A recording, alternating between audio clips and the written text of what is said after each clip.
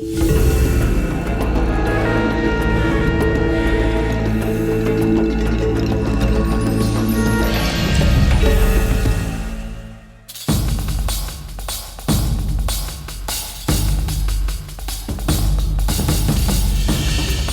el año 2010, y por primera vez, las cámaras de televisión documentaron la excavación de un equipo de egiptólogos españoles en la tumba del visir Amenhotep Huy en Luxor.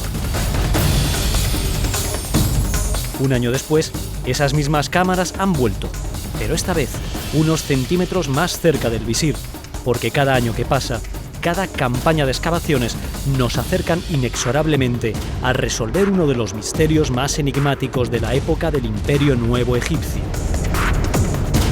el paradero del visir Amenhotep Huy.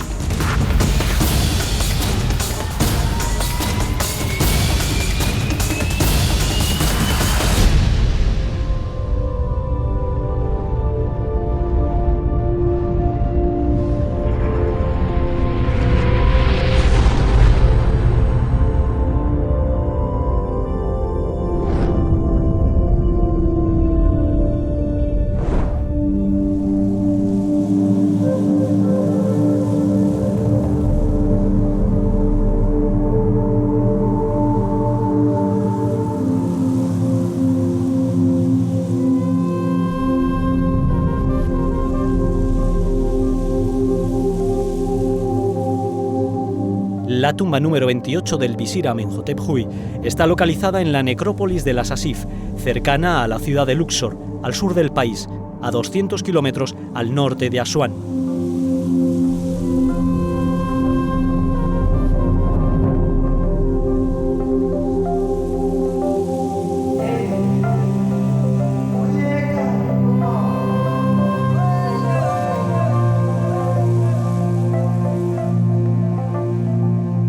Esta ciudad de la ribera oriental del río Nilo, edificada sobre las ruinas de la esplendorosa Tebas, capital del Imperio Antiguo Egipcio, desborda por su concentración de maravillas arqueológicas. El templo de Luxor, el de Karnak, el Valle de los Reyes, los colosos de Menón. En la ribera occidental del río Nilo se encuentra la necrópolis de As-Sasif, entre Deir el-Bahari y las tumbas de los nobles. En esta espectacular localización emerge la hasta ahora desconocida tumba del visir, que se construyó durante el reinado del faraón Amenhotep III, hacia los años 1360 al 1354 a.C., una de las épocas más agitadas del Imperio Nuevo, que tuvo como protagonista de excepción al visir Amenhotep Huy.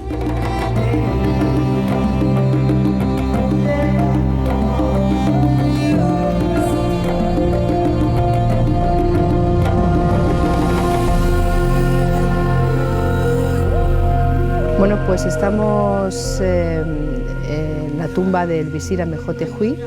El visir es, después del rey, era la persona más influyente de todo Egipto, y concretamente este visir Amenhotep Huy corresponde al periodo más importante de toda la historia de Egipto, posiblemente de la 18 dinastía, del reinado concretamente del rey Amenhotep III. Esta ya es nuestra tercera campaña de excavación, con unos resultados espléndidos. Ahora mismo ya estamos a un nivel de 1,50 del suelo, de roca madre, y habremos quitado alrededor de unos 150 metros cúbicos de escombro y piedra, ¿no? Yo creo que más o menos como un tercio de todo el escombro que teníamos hasta el momento del comienzo de la excavación en el año 2009.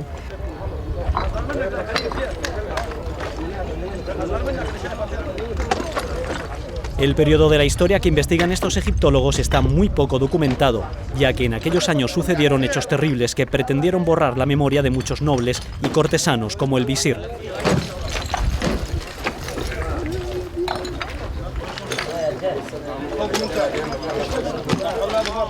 El nuevo faraón Amenhotep IV, más conocido como Ajenatón, no solo instauró el culto al dios único Atón, sino que trasladó su capital desde Tebas a la nueva ciudad Ajetatón. Esta persecución puede ser la causa de que no se finalizase la construcción de la capilla. Probablemente nos muestre que la tumba fue abandonada mucho antes de lo que pensábamos, inclusive. Probablemente dejada de construir en un momento determinado porque se recibió una orden de la Casa Real o de donde fuera de que este trabajo se parase, que no se siguiera haciendo. En una situación política especial, convulsa, creo yo.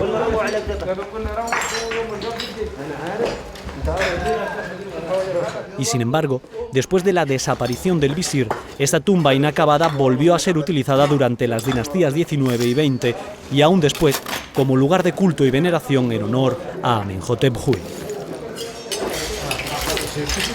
Yo creo que lo más importante que hemos descubierto este año es lo que parece ser hasta ahora una gran cantidad de bloques perfectamente aparejados, de una caliza muy diferente a la que encontramos en el interior de la cámara, que provienen con toda seguridad del exterior de esta zona y que nos está indicando, por el tamaño que tienen, que posiblemente pudiera haber una capilla in situ dentro de la propia capilla del propio visir.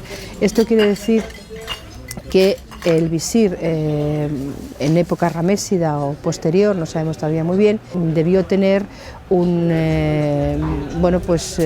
ser considerado como un hombre santo, donde aquí la gente venía a esta tumba a hacer una petición al visir como una especie de intermediario entre la divinidad y los hombres, ¿no?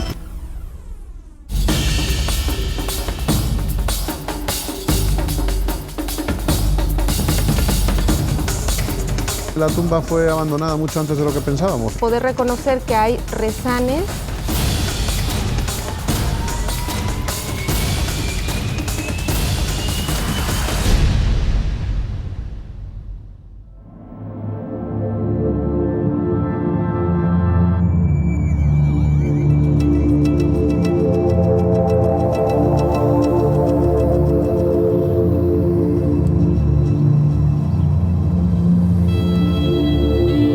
La tercera campaña del proyecto se inició el pasado 15 de octubre del 2011 y bajo la protección de Santa Teresa se desarrolló a lo largo de 2 meses hasta su finalización el 15 de diciembre.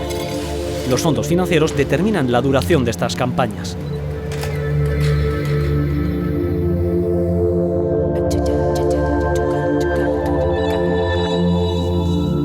Y es la Fundación Gaselec de Melilla quien asume la mayor parte del coste de las excavaciones. Esta ciudad española es, además, la sede de los Encuentros de Egiptología, que en el 2012 cumplen su 9ª edición y donde cada año se presentan los avances de estas excavaciones. La Fundación Gaselec de Melilla cumple, por lo tanto, un papel fundamental en la continuidad de las excavaciones.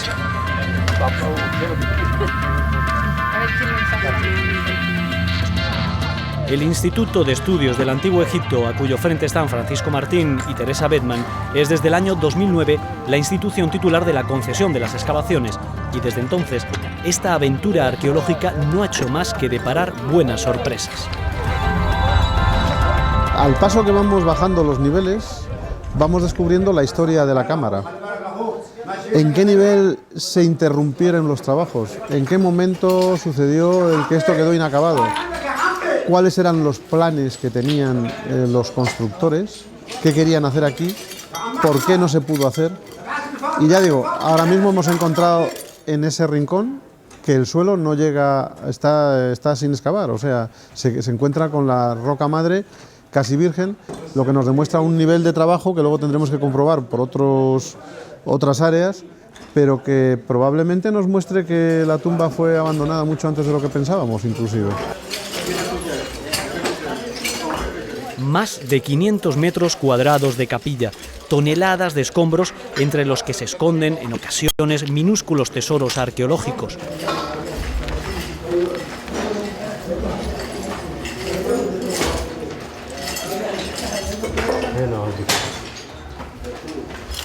El trabajo en el interior se realiza dividiendo el área en cuadrículas para posteriormente profundizar en cada una de ellas. En lo que vamos bajando vamos encontrándonos restos dispersos, una jarra rota o completa, pero rota, o parte de lino de momificación, o trozos de estatua, cosas de este tipo, que nos siguen revelando que estamos en un nivel todavía superficial de destrucción, porque aunque aquí tengamos 1,25 m desde el suelo, estaba mucho más bajo que el centro. Pero lo importante aquí es ir buscando el equilibrio de los niveles y localizando los restos pétreos, los fragmentos de roca que quedan en el suelo, para distinguir de dónde proceden.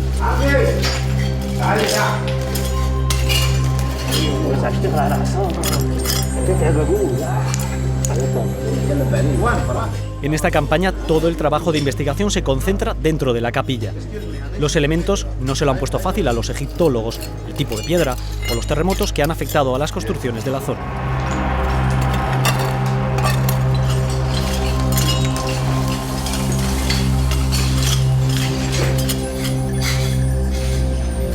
Tan solo 2 columnas de las 30 originales se mantienen en su lugar, como testigos mudos, supervivientes del paso de los siglos, observándonos desde las cuadrículas K10 y L10.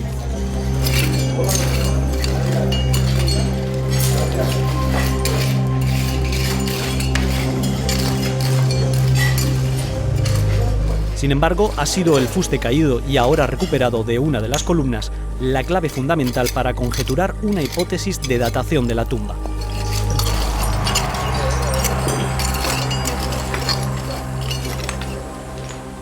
Esta pieza que acabamos de encontrar procede de una columna cuyos trozos encontramos el año pasado, con un dato muy importante, que es una referencia a una ceremonia del primer jubileo de Amenhotep III, que es el día cuando él aparece en la ventana, en el pabellón de las apariciones, que es una parte del festival Jebsed que podemos saber casi el día, sin poner ni el día, ni el mes, ni el año. Yo sé que esto es el año 30, en Peret, ya os lo diré, y los días, porque los días de celebración de estas ceremonias estaban fijados de antemano.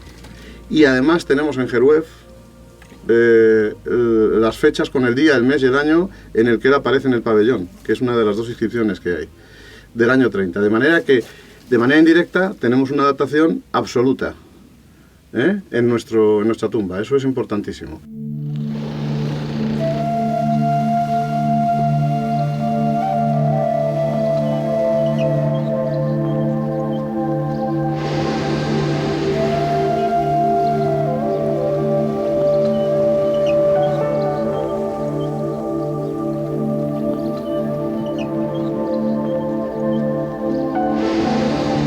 El paseo en globo es una de las atracciones turísticas de la necrópolis.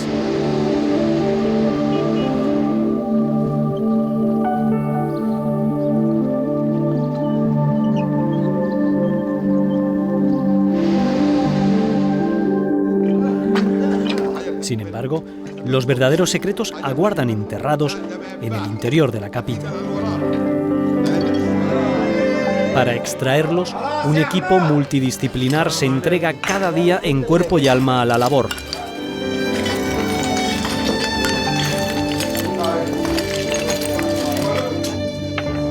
Este año el equipo lo han formado 15 personas, la mayoría españoles, 3 latinoamericanos y 2 egipcios. Además, se ha contado con la fuerza de trabajo de un equipo de 40 obreros egipcios especializados en el desescombro arqueológico.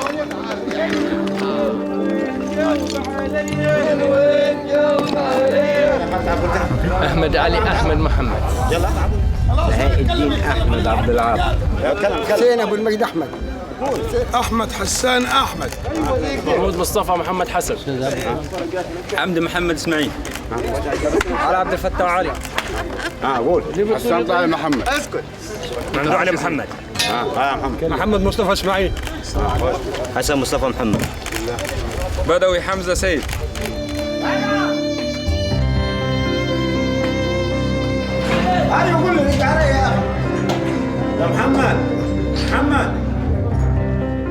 Del equipo egipcio destaca la imponente figura del Rais Ali Farouk, un capataz diligente de dilatada experiencia que imprime su carácter a la excavación.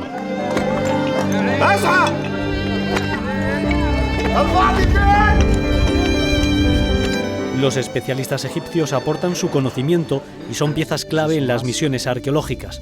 Es el caso de Mahmoud Abdellahi, arqueólogo del Servicio de Antigüedades en Luxor.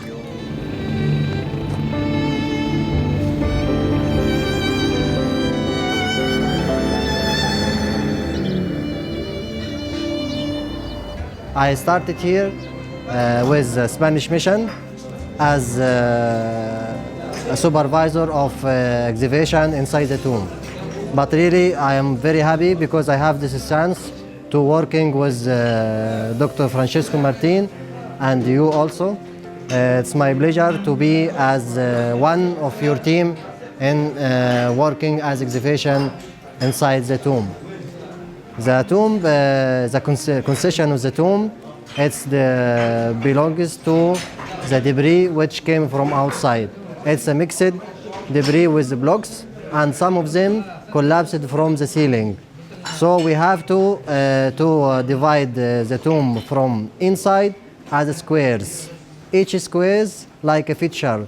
We making the feature like sondage in archaeological work. It makes like each one divided area than the other.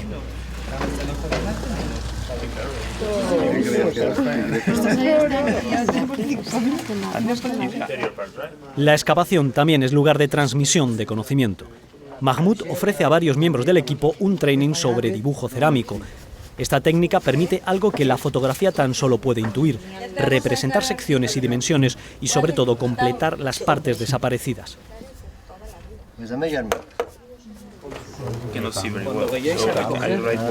Cuando vayáis a recoger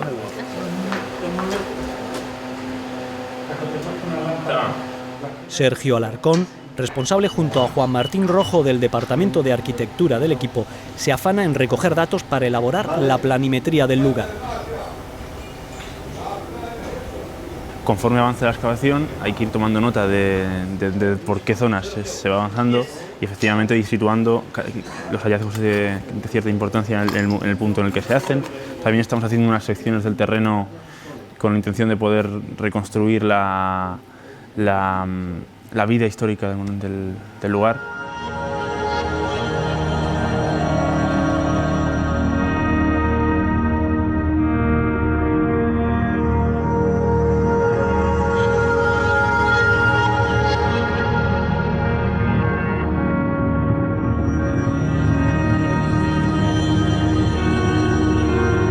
Empieza un nuevo día en la necrópolis tebana. Bien temprano, a las 6 de la mañana, apenas ha amanecido. El equipo español espera con todos sus pertrechos la llegada del microbús que les llevará hasta la zona de excavaciones.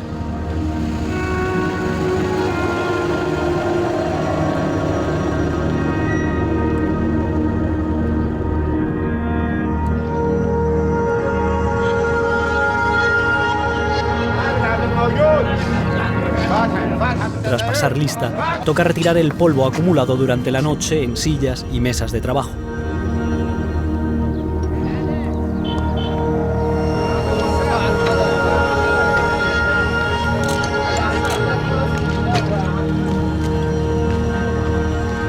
El polvo, el calor y los insectos penetran en la capilla, lo que obliga a todo el equipo a trabajar con máscaras.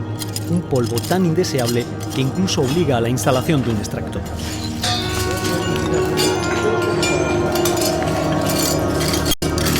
La intensa jornada se alarga hasta pasado el mediodía, con una parada a la hora del fatur, el desayuno, a las 10:30. Esta es la rutina de la excavación, con sus penalidades, pero también con la recompensa al esfuerzo, los descubrimientos. La cadena de trabajo se pone en marcha bajo las órdenes del Rais Ali Farouk.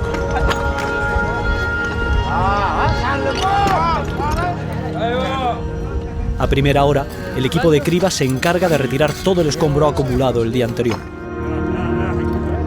Mientras, la labor científica se desarrolla en el interior de la capilla.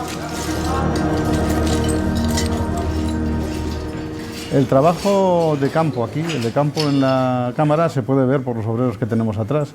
Se excava en capas horizontales de alrededor de 30 centímetros, ¿no?, de alto, y se va haciendo con un equipo de 7 obreros especializados, de lo que llaman ellos de mustairín, y van viendo cada pequeño trozo de piedra. Entonces lo que se hace es en capa horizontal, como digo, y se va desde el norte al sur y del sur al norte, del norte al sur, como si fuésemos barriendo, como un escáner, y levantando evidentemente todo lo que aparece. Cata a cata, se van arañando centímetros al suelo del interior de la capilla, donde pueden llegar a trabajar a la vez hasta 4 cuadrillas de obreros.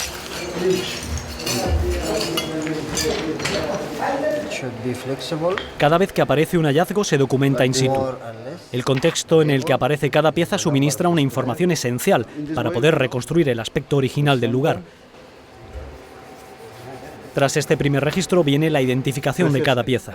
Esta identificación se acompaña de un proceso de limpieza e incluso de consolidación y restauración urgentes para luego trasladar los objetos hallados al almacén.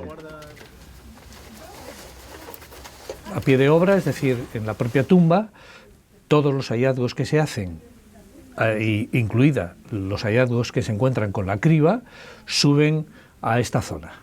En esta zona suben con una identificación, una preidentificación, una carta de preidentificación donde nos pone la fecha en la que aparece, el área donde aparece esta pieza, la cuadrícula donde aparece, el nivel del terreno donde aparece y si se refiere a algún elemento arquitectónico, también aparecería el elemento arquitectónico con el que está relacionada. Pero antes de subir al almacén, para poder trabajar en el interior de la capilla, primero hay que salvaguardar los dibujos y relieves originales, ya que el polvo podría degradarlos. Este es parte del trabajo de la restauradora.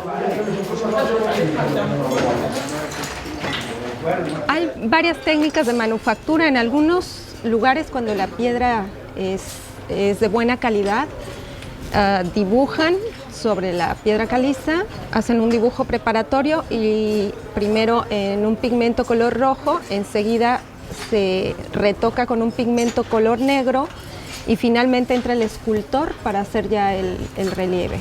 Pero finalmente es muy interesante para nosotros poder reconocer que hay rezanes o intervenciones de la época antigua, donde se ve aquí un emplaste o un rezane, o donde el dibujante pudo corregir, seguramente por alguna falla de la piedra, corrige el soporte y puede volver a pintar sobre de él. Entonces esto es un documento muy importante porque nos hace referencia de cómo el diseñador y el dibujante pudieron abordar este tema cuando hay algunos faltantes de la propia piedra. Los magníficos relieves y dibujos que han aparecido a lo largo de las 3 campañas en el interior de la capilla muestran la técnica exquisita de sus autores y aportan una información valiosísima a la investigación.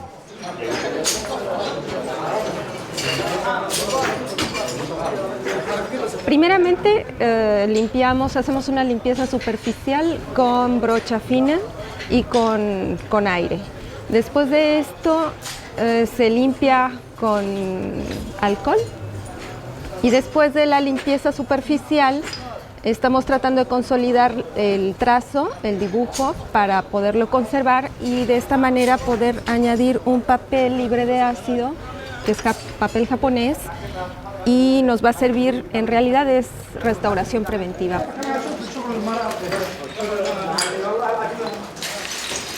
Tras la limpieza y consolidación, es el turno de documentar fotográficamente cada hallazgo en su lugar de aparición. Y esto es solo el inicio de un meticuloso protocolo que continúa con la limpieza de las piezas, que son trasladadas a otra zona de trabajo en el exterior. A partir también de la celulosa.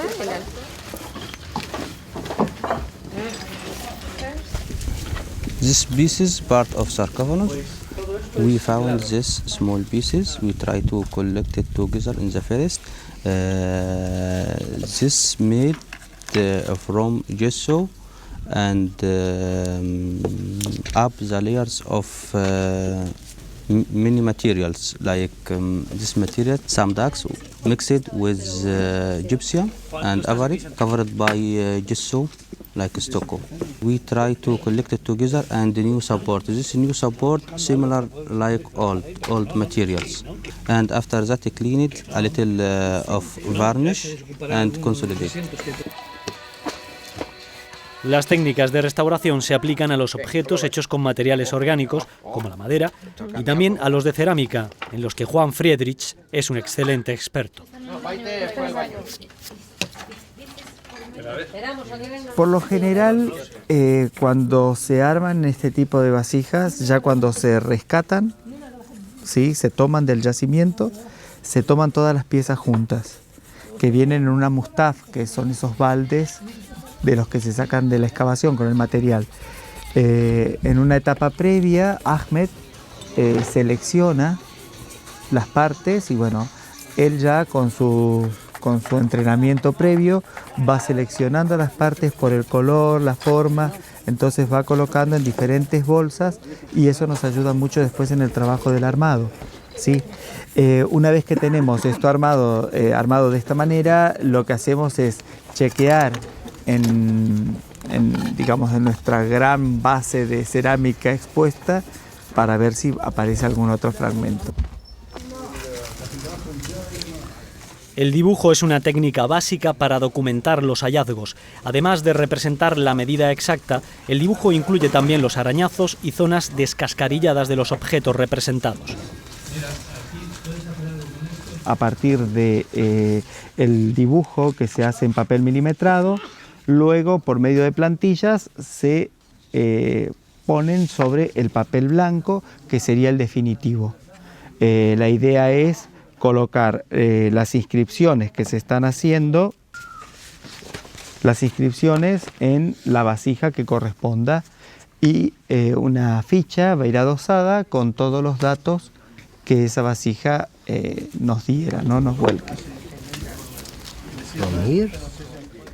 Además del dibujo, otra técnica de documentación de los hallazgos es el calco y también la realización de moldes.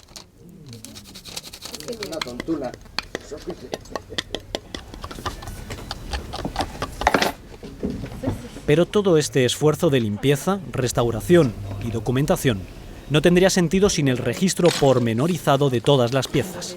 Claro, es que eso también. 200... Hay una serie determinadas de piezas que sí que tienen un tratamiento específico. Son todas aquellas que efectivamente tienen algún tipo de valor. Y para ellas hacemos una ficha técnica. Una ficha técnica en la cual, aparte de los datos que aparecen en el registro anterior, ya hacemos un dibujo, establecemos las medidas y hacemos una interpretación mucho más amplia que el que se hace en el propio registro general.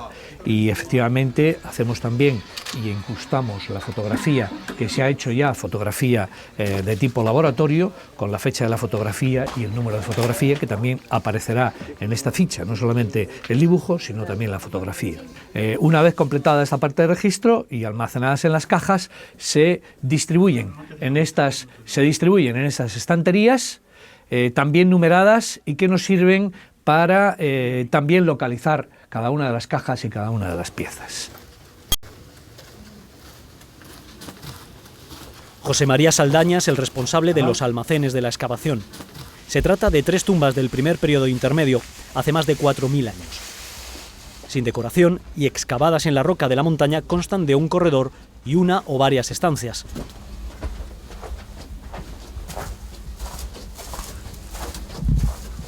Todas tienen un pozo y al final una cámara subterránea.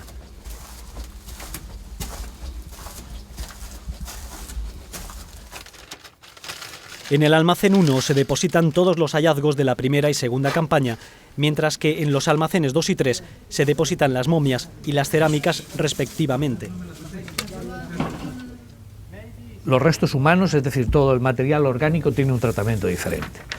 Todo el material orgánico, ya sean momias o cualquier tipo de huesos, cualquier tipo de vértebras, cualquier tipo de parte del cuerpo humano, el tratamiento es primero registrarlas in situ, donde aparecen, fotografiarlas in situ, se suben a esta zona para hacerles una limpieza general. Aquí se clasifican también dentro del registro general, pero se les hace una ficha técnica diferente con apartados ya específicos para el tratamiento de todo tipo de objetos orgánicos, ¿no? De todo tipo de material orgánico.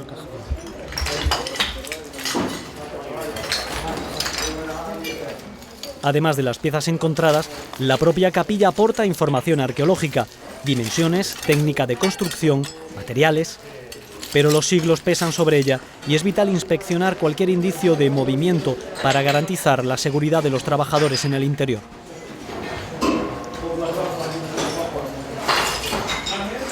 Antes de que ellos vengan a trabajar en esta zona, revisamos el techo para que la zona sea segura.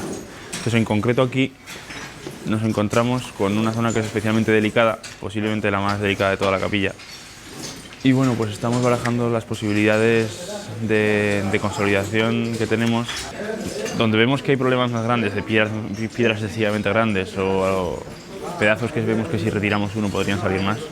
Entonces ahí lo que hacemos es poner testigos para en la próxima campaña ver si hay grietas, para comprobar si hay movimiento en la piedra.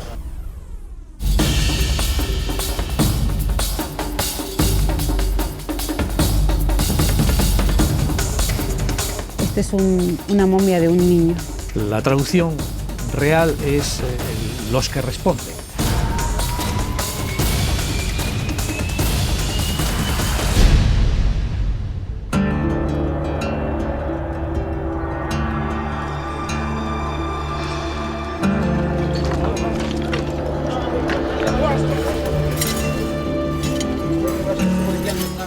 Fuera de la capilla continúa el trabajo. La piel que envuelve a todo el procedimiento que acabamos de conocer es el análisis, la generación de conjeturas, que son las que permiten hacer avanzar a la investigación.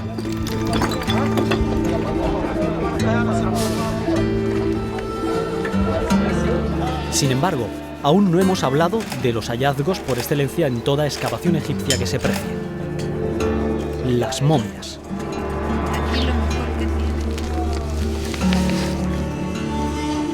La doctora Lidia Montoya ha sido la encargada de analizar las momias encontradas en las campañas anteriores, alrededor de unos 150 restos. Uno de sus primeros objetivos ha sido establecer el sexo de los cuerpos. La mayoría de las momias encontradas pertenecen a varones, entre los que hay incluso niños y adolescentes.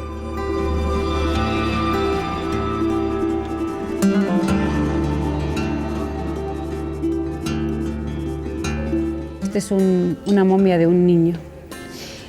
Entonces, por las medidas antropométricas que hemos realizado sobre él, se ve que tiene un cráneo muchísimo mayor al que corresponde a las medidas de su cuerpo. Entonces vemos el tamaño del cráneo y la deformidad, esto que llamamos dolicocefalia, que es este diámetro antero-posterior tan grande, puede hacernos pensar que este niño tenía un raquitismo secundario a desnutrición. La edad aproximada que le hemos dado es de 12 a 14 años. Y mirar la pequeñísima columna cervical que tiene comparado con el gran tamaño de la cabeza.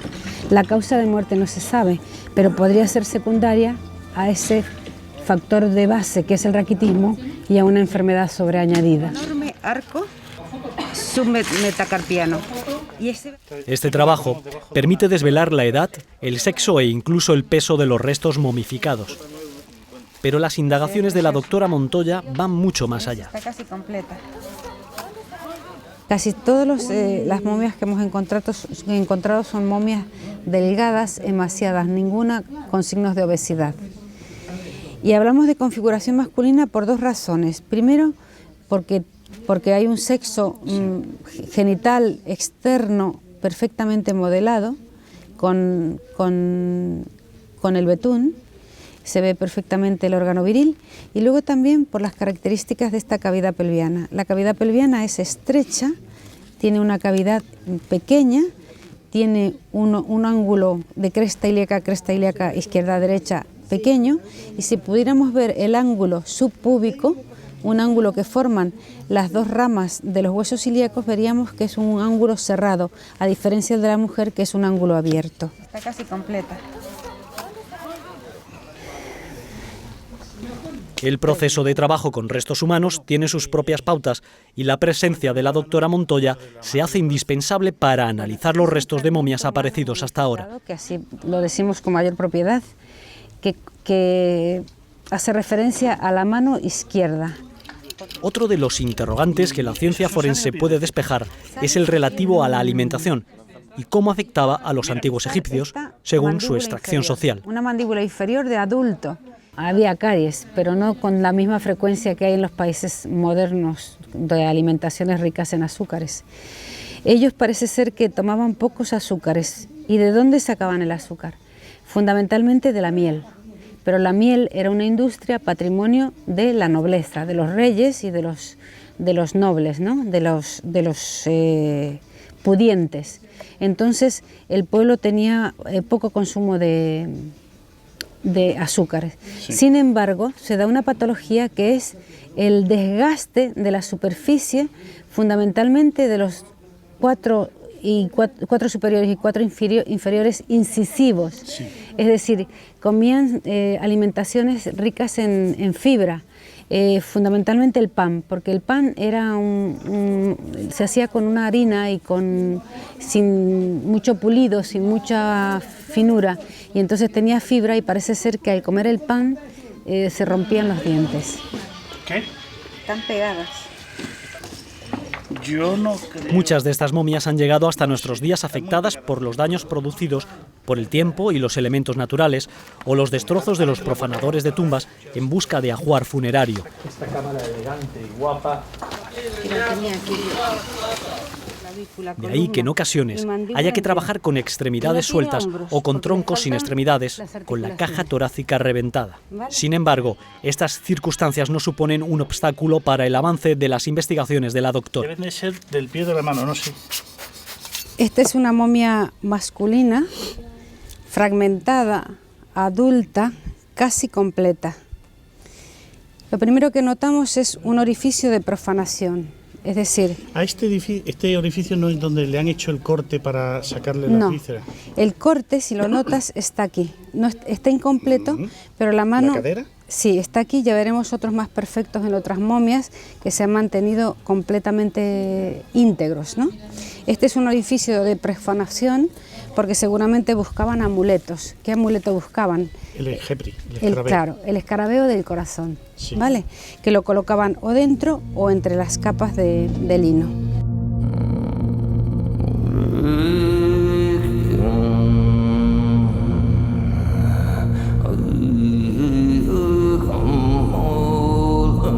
A lo largo de los siglos, los profanadores no se han detenido ante nada para obtener las riquezas escondidas en estas tumbas. Pero el azar ha querido que numerosas muestras de arte funerario, como este hermoso escarabeo, escapase del expolio de los ladrones de tumbas y se haya conservado como patrimonio de la humanidad.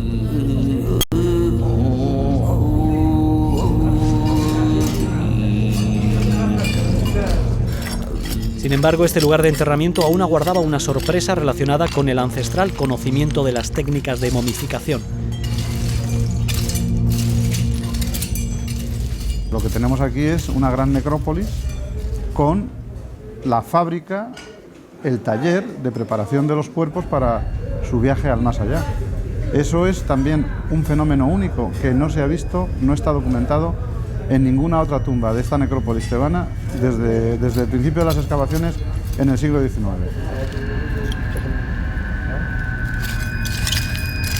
El hallazgo de un conjunto de restos procedentes del proceso de momificación de algún cuerpo hace pensar que la capilla del visir fue utilizada como un lugar donde habitualmente se realizaban momificaciones, un taller de momificación totalmente equipado y moderno para la época.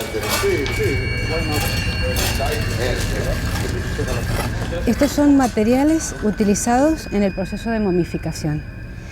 Los egipcios momificaban el cuerpo del difunto, es decir, lo disecaban, le sacaban los líquidos y para ello utilizaban muchísimos materiales, pero el material estrella en el lenguaje actual es el natrón, es decir, el carbonato de calcio, obtenido de lagos cercanos o de tierras cercanas húmedas. Lo envolvían en estas bolsas de lino y luego lo colocaban estratégicamente sobre todo el cuerpo al sol, pero también lo introducían dentro del cadáver.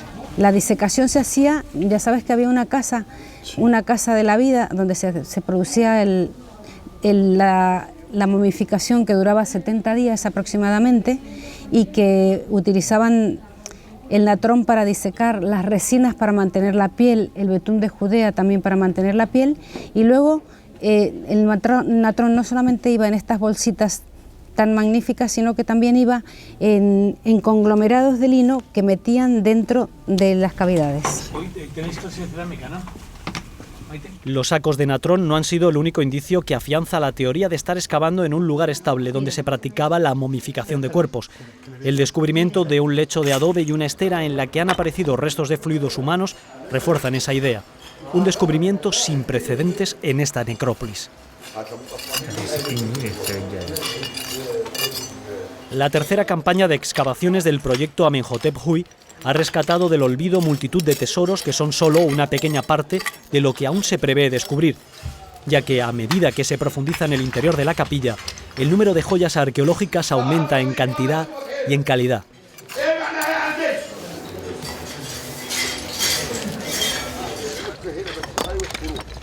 De entre todos los objetos destacan, por su número, casi un centenar, los usheptis. Estas figurillas funerarias de apariencia momiforme fueron concebidas como elementos esenciales del ajuar funerario.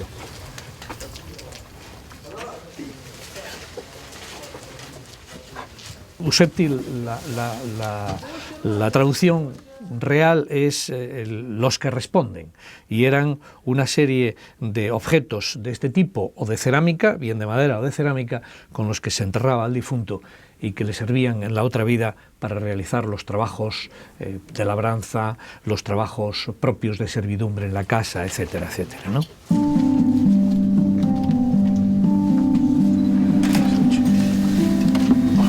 Del centenar de usheptis encontrados, una gran parte pertenecen a un mismo personaje, Padiri Honsu, perteneciente al tercer periodo intermedio después de la época ramésida. Además de los usheptis, por las manos de los egiptólogos han pasado otras joyas arqueológicas. Ejemplares cerámicos, más de 15, de usos variados, algunos destinados a recoger los restos orgánicos del proceso de momificación, otros contenían óleos para la ceremonia de apertura de la boca a la momia. También los había para hacer ofrendas alimenticias a los difuntos o incluso para contener estuco usado en la fabricación de los sarcófagos. Para mí no, pero Fragmentos policromados de sarcófago con el rostro del propietario de baja época. Esta excelente pieza de madera policromada con la imagen de la diosa Isis.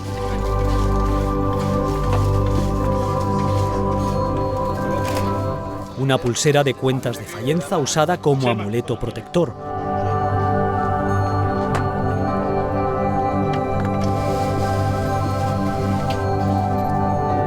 Los restos de una malla también de fayenza que se usaba para envolver ceremonialmente a las momias. Recipientes cerámicos con inscripciones hieráticas que describían los óleos que contenían.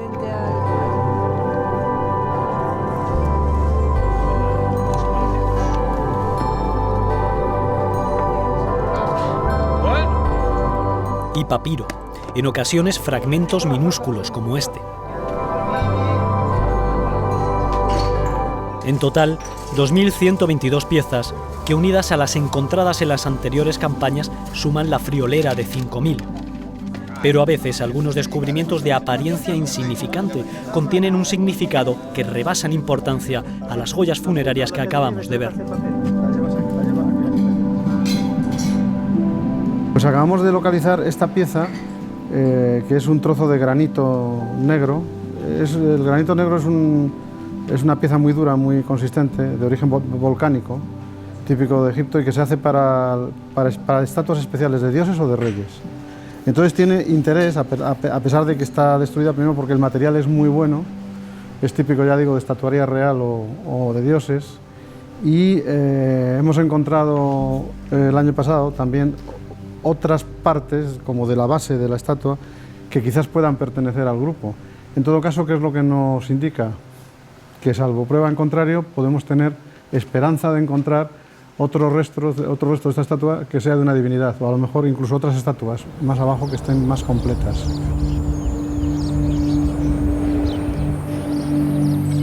El final de la campaña deparaba sorpresas. El hallazgo de este fragmento confirma la existencia de una estatua en este lugar, quizá la del propio visir. Si en la campaña anterior conocíamos su rostro, esta es la campaña en la que empieza a materializarse su cuerpo ante los ojos de los egiptólogos. Un visir, un proscrito, un santo. Los que trataron de borrar la memoria de Amenhotep Huy, llegando incluso a eliminar su rostro de relieves como el que vemos, no contaban con que, más de 3000 años después, un equipo de egiptólogos españoles se embarcaría en la aventura de recuperar su memoria.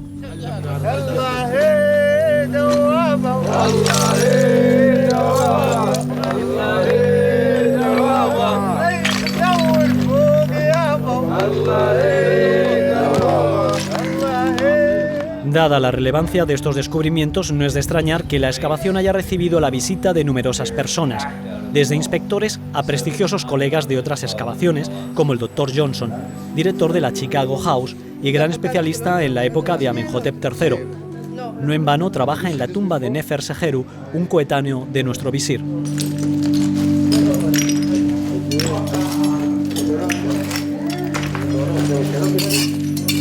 La campaña 2011 llega a su fin, cuando aún queda mucho por hacer. Los mustarines, las paletas de excavación, se han quedado a apenas 1,15 m de la roca madre de la capilla.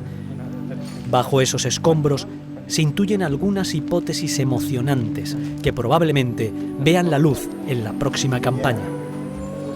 Lo que deberíamos encontrar, por lo que estamos viendo hasta aquí, son los restos de un edificio construido dentro de la capilla, más enterramientos, alguno de ellos a lo mejor intacto o en buenas condiciones, no como ha pasado hasta ahora, que hemos encontrado mucho, muy destruido.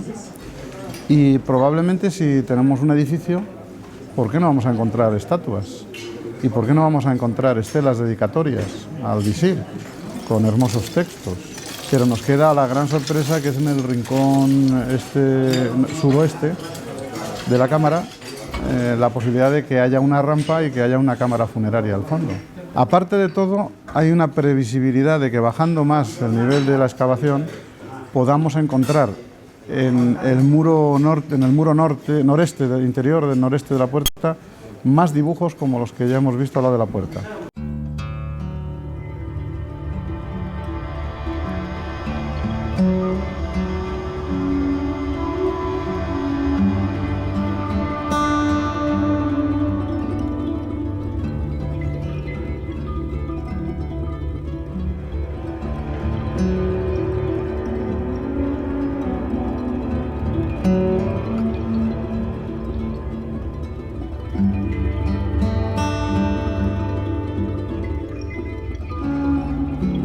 La campaña de excavaciones 2011 se clausuró oficialmente el 15 de diciembre en el interior de la capilla.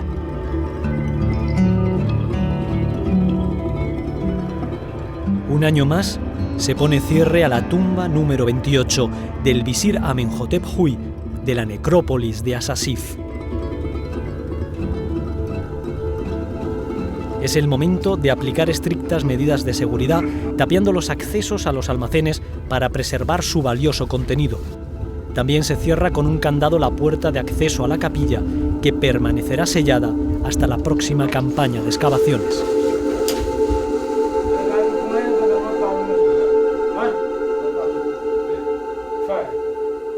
Con tristeza, pero con la esperanza en volver rápidamente, si todo lo permite, pues cerramos esta campaña y declaro clausurado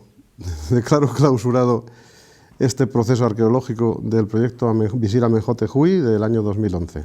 Esperemos que el año que viene podamos seguir trabajando, por lo menos tan bien como lo hemos hecho este año.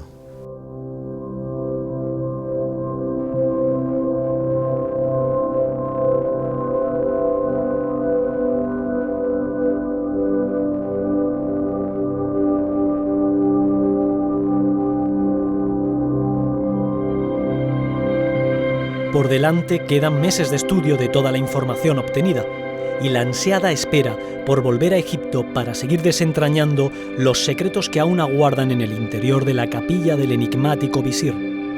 Y, quién sabe, si la próxima ocasión sea en la que por fin se encuentren los restos de Amenhotep Huy, siempre que el dios Osiris lo permita.